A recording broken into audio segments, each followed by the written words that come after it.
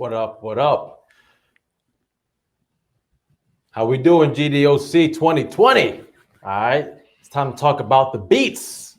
Now, when you are composing the score for your video game, it is important that it matches your genre and art style perfectly because you want to keep your players immersed in the world that they're exploring.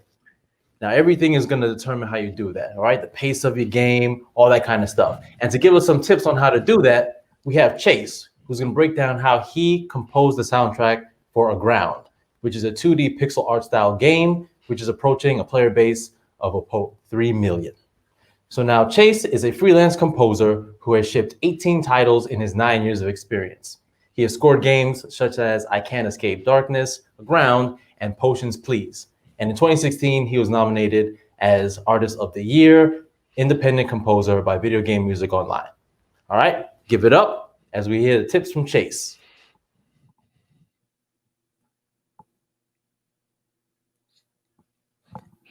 Hello, welcome Game Devs of Color. I appreciate you coming today to watch the talk. Welcome to this talk, which is specifically composing music for in-game islands, subterranean areas, and beyond. I had a lovely intro, so I won't bore you too much with that. But yes, I've been working in the industry for about 9 years and worked on a lot of projects, typically with mostly indie developers and a couple AAA titles. And some of them are I Can't Escape Darkness, Super Happy Fun Block. I also scored the visual novel Reality and about the game I'm talking to today, which is Aground. So what is Aground? Aground is a game developed by Fancy Fish Games. It's about their 6th or 7th title in the development of cycle of everything that they've been doing. And it's a game about crafting and mining different resources to figure out why you were actually put on this island, and you're discovering more to build up your equipment and resources to kind of possibly get off the island and go beyond that. We were in a long development cycle, not too long, but long enough. It was about 2 to 3 month prototype. And then we went towards a demo process, which is where it gained a lot of traction, got some inspiration and some interest from publishers. And then we decided to kind of just go with early access, build up the community from there, and step forward. And like I was saying before, there is 2 different paths maybe that you can possibly take. You can do a science path. You can build up like a spaceship to probably figure out like how you got there, or you can do a magic path, gain really good spells and raise dragons and take that and see where that takes you. Or you can do a dragon spaceship, which is really fun. So the opportunities are almost limitless in this type of game. With that being said, I wanted to figure out what this music was going to do for the game, and spending a lot of hours, I realized like it's going to be pretty hefty to like have something just minimal. I'm going to have to make it very interesting. And the goal was to not have it be boring, not have it be monotonous, always have the listener expecting something, but not what they're accustomed to, and just pushing the status quo overall for what that would typically be. Whereas if anyone else who wasn't familiar with the game, they would immediately identify which part of the game they were possibly in, giving it that sonic identity that it is deserved. And with that, I decided to really focus on the main theme, which took me about like 3 months. So just the early prototype phase of what it was took that long just to come up with the theme.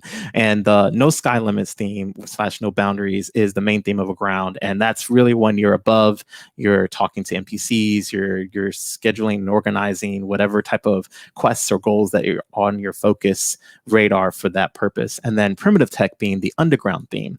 And with that, like I was saying, I wanted some player retention. It's a lot of time we're crafting and resourcing. And so I went with this type of musical song form called through compose. And typically people know song forms as like a intro or a intro hook verse bridge type of setup, but this one is more of whereas in a through compose is just always pushing forward, very rarely repeating itself, if at all the way up through the entire alphabet. So A, B, C, D, or whereas a song form might be like A, B, A prime, etc. Kind of technical, but you'll get the idea. I'll show you the example right now.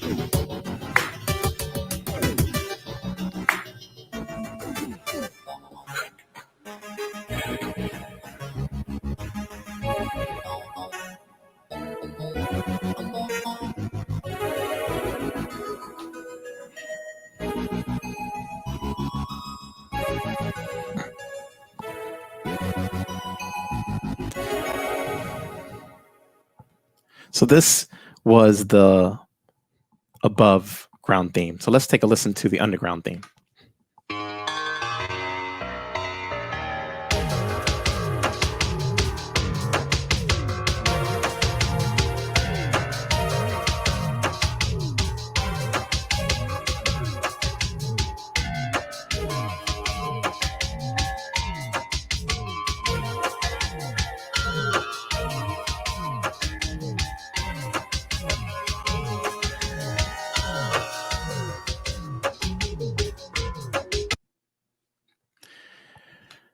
So, like I was saying, that were the two different styles with the through compose method that I wanted to just make sure that they were separate, that the player was really enjoying. And that's why I chose that style. So it really could just delineate the difference between when you're above ground and underground, understanding I have like a little flow, whereas and it feels like if you listen closely, like there's a little axe pick like movement going in there. So it really gets the player into the groove.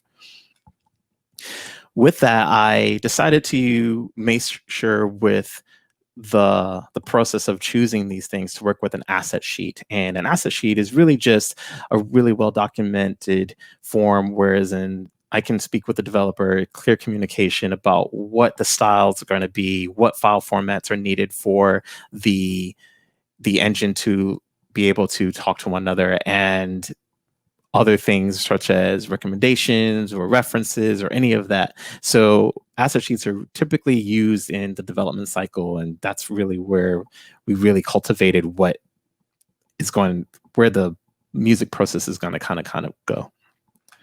And typically the synth selections that I used in this is really what created the sound world for Aground overall. So things like the Panzer Tank has this really classic FM synthesis Sega Genesis sound. The Korg Poly 6 I used a lot for really good bass lines. It has like a really nice warm sound. The Futura synth is a really good synth that I use for like pads and swells and a lot of custom patches that I had designed, including the Autogun, which is typically in the digital audio workstation, the music creation software for FL Studio. But I imported it into my music software, which is Cubase, and has really good leads. And then when I was visiting the Yamaha headquarters about a couple of years ago, when I was in their synth history room, I remember listening to the Yamaha SY85, and I recall classic composers like Yoko Shimomura and Yuzo Koshiro using those type of keyboards and sounds in their video game compositions from the 80s and 90s. And I was thinking, hey, Aground actually could utilize some of that. Specifically, for an example, for one of the tracks I composed called Grimoire Architect, the brief was a sci-fi and futuristic track reminiscent of high science, but it's more slower and ambient. And I wanted to kind of pull some references. I thought like Plague Knight, written by Jake Kaufman for Shovel Knight, was going to be good. Kingdom Hearts references would be decent as well. But I got into a little of a more nerdy thing, which is like the musical song form, which really would give a sense of like, you've got the power, you're a witch or a wizard, and you've got this magic and you've got these spells. What can you really do with it?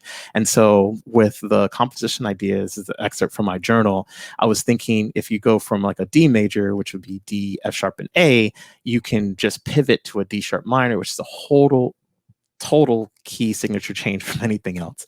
Again, a little bit more nerdy and complicated, but you can get in a little bit of an idea and an example right now.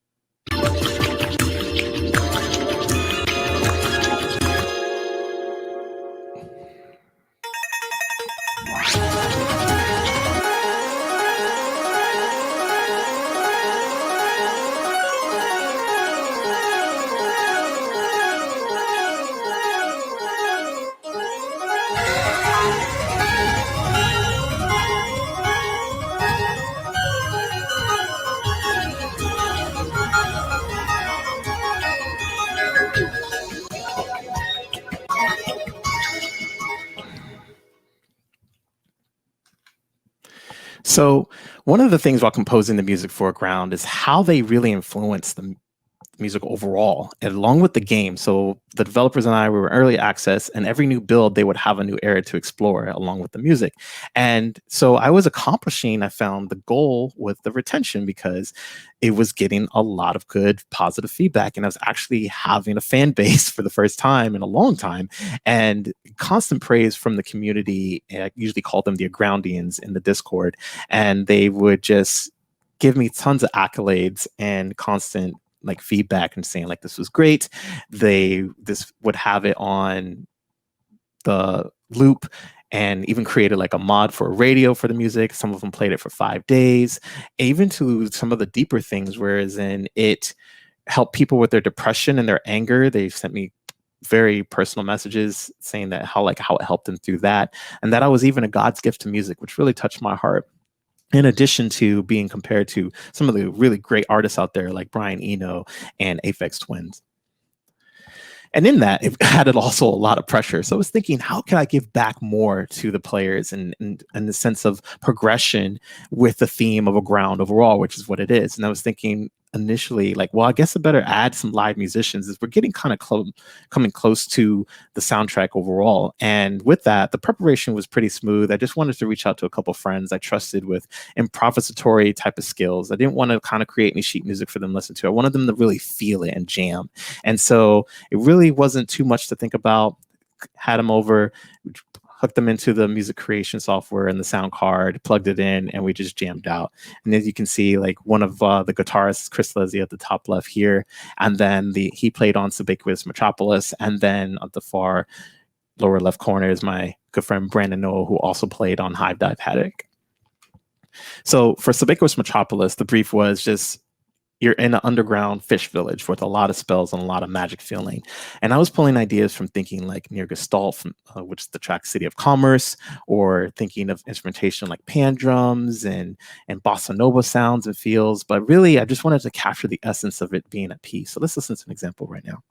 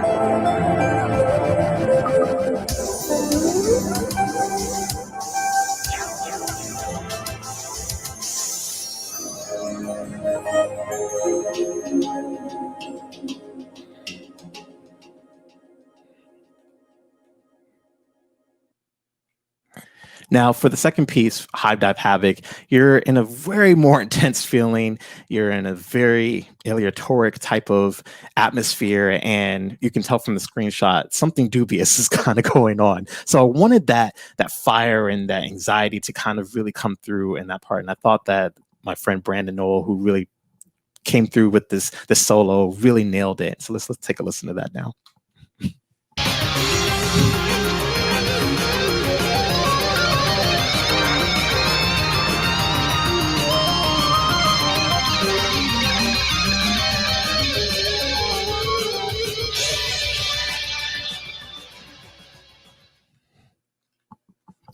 So switching off from music just a tiny bit, we're going to talk a little bit about technical sound design. Now, technical sound design is just another type of career title, whereas someone takes the music and the sound, and they're like the bridge to say, hey, we're gonna implement it and actually put it into the game engine for the engine to talk to one another and go forward from there.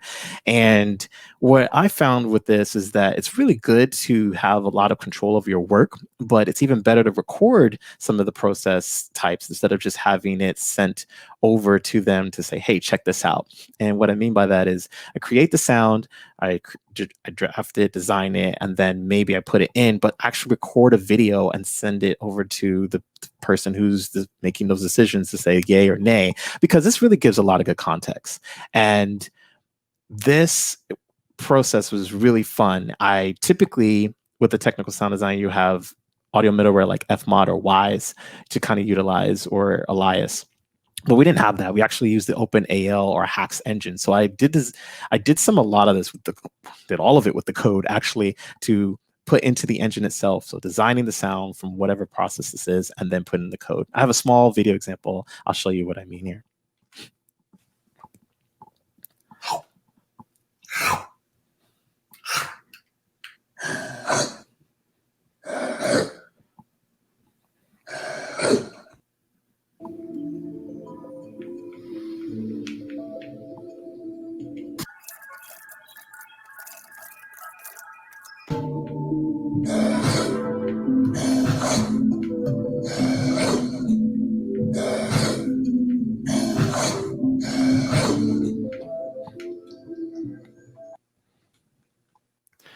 So as you can see, just recording those videos made all the difference in the world for understanding what the context would be, rather than just be making some random sounds and say, what do you think of this? And out of context really doesn't get you too far, and we can get kind of muddy with the communication overall and waste time. So you really don't kind of want that.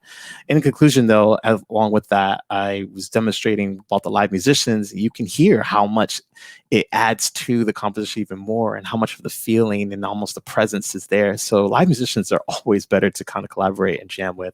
And the through compose method clearly was a success. The players loved it.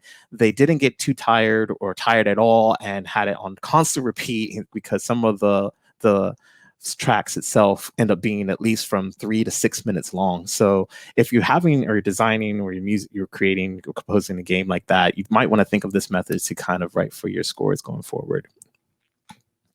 Thank you so much for coming and watching the talk today. I really appreciate you. If you have any questions at all, please feel free to reach out, and this way you can contact me. Have a wonderful conference.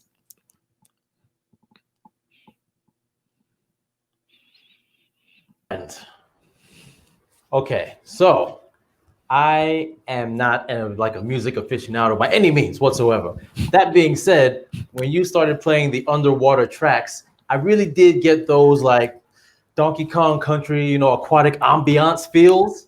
And like, for me, I remember the first time that I played that game and like I heard that track, I'm like, wow, they really took the time to make me feel like, this is like an underwater like adventure that I'm having. And clearly, that's how you approach like your work. You're like, yeah, I mean, I really got that kind of feel like, yeah, I'm underwater. And I appreciate your work. I really do. Matter of fact, I need to go and like listen to that soundtrack, because I'm like, okay, I can see why, people are coming up to him like, yo, your tracks are hype. So I got shout out to you for your work. Thank you very much for sharing what you do with us. Thank you so much. I appreciate it. I'm glad that you like it, and hope that you enjoy the rest of the soundtrack too. All right, thank you very much. All right, my friends, you heard the goods here. Make sure that you comment, you share, you like, and you'll go check out that soundtrack, because I'm checking out that soundtrack too. All right, and if you have work that you want to share, post it up. Get some feedback. Everyone's looking to help.